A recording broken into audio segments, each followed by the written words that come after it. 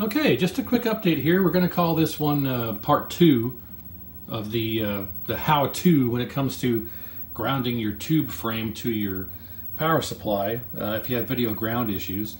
But it was brought to my attention that the Sega System 16 boards here have a floating ground, a floating video ground, and that was likely the cause of our problem. And that, coupled with the adapter board, now it wasn't clear, I should say, if it was the adapter board causing the video ground problem or the floating ground on the Sega System 16 boards. I was unaware of that. And that would explain why in all the years I've been using this test rig, I've never had a problem with the video grounds until I got this board tested here on the bench. And it is because of the floating ground, and I was unaware of that. So now I don't know if it was the floating ground with the PCB or if it was an issue with the adapter board. But what I did was, if you saw part 1, go back and watch part 1 before this one if you haven't seen it yet. But I had to attach a ground from the power supply to the tube frame, and that fixed my video ground problems.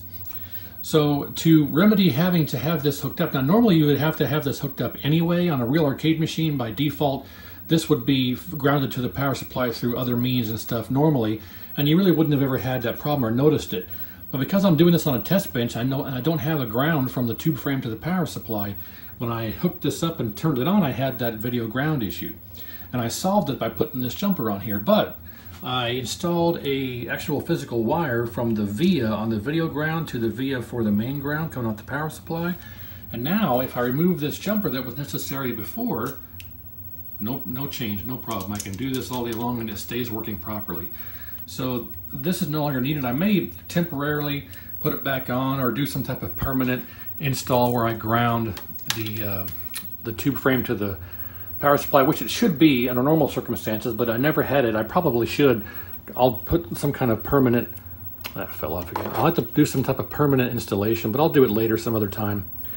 But for now, yeah, I put this jumper in here, and that solves the same issue of having that jumper from here to here. So yeah, I don't know if it's the floating ground issue with the board or something with the adapter, but I solved the problem by putting this jumper in there. So I appreciate the assistance on that.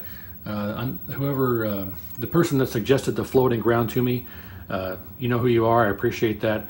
So yeah, that's just a quick and easy fix. I wanted to point that out, do a little quick part 2 here, that it turns out that the issue was caused by, I'd never had this happen before because the System 16 boards have a floating ground, and I had never tested a System 16 board before on the test bench, and that's what the story was behind that. So putting that jumper in fixed it. So thanks for watching. I wanted to point that out. If you had questions, I'm sure some of you are probably thinking, well, it could be the adapter board, it could be something with the PCB. Well, it's actually a combination of both. Nothing was wrong with the board, but it just has the floating ground, and you have to add the little jumper here to get that resolved. So or if you don't have the jumper across the frame and the power supply. So yeah, that was it. Just a quick follow-up. Thanks, and we'll see you on the next video.